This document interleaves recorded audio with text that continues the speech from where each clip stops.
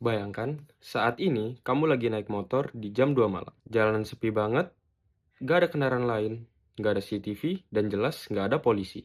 Pertanyaan jujur, apakah kamu bakal tetap berhenti atau terobos aja karena pikirmu kan gak ada yang lihat?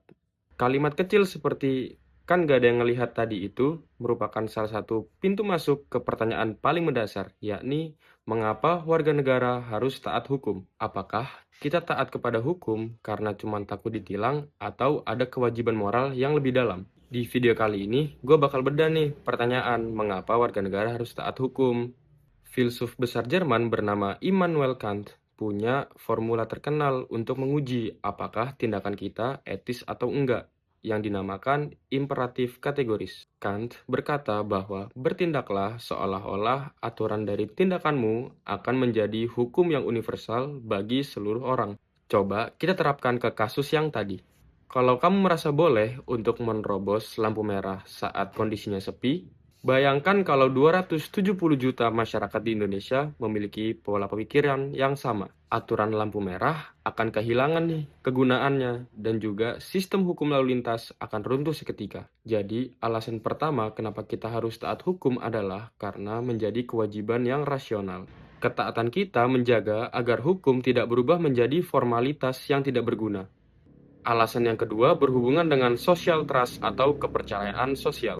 Hukum pada dasarnya adalah komitmen bersama. Ketika kamu menyeberang di zebra cross, kamu berani untuk mengambil langkah karena kamu percaya bahwa pengendara mobil akan taat pada hukum dan karena itu akan menghentikan mobilnya. Tanpa ketaatan bersama, kepercayaan publik akan hancur. Kita nggak akan bisa berbisnis dengan tenang, jalan-jalan dengan aman, atau bahkan tidur di rumah kita sendiri dengan rasa nyaman.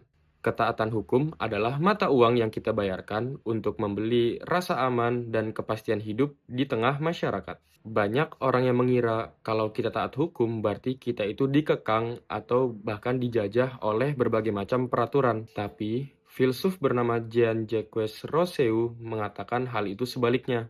Menurut Rousseau, manusia yang hidup tanpa hukum bukanlah manusia yang bebas, melainkan budak dari nafsu dan ketakutannya sendiri.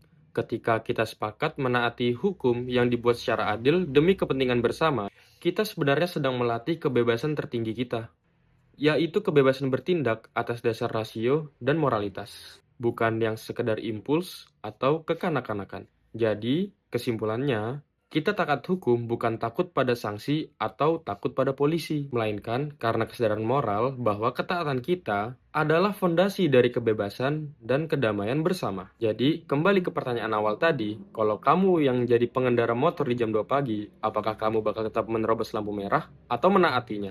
Tulis jawaban jujur kamu di kolom komentar. Saya Evan Rahandian dari Fakultas Hukum Universitas Muhammadiyah Malang. Terima kasih dan sampai jumpa.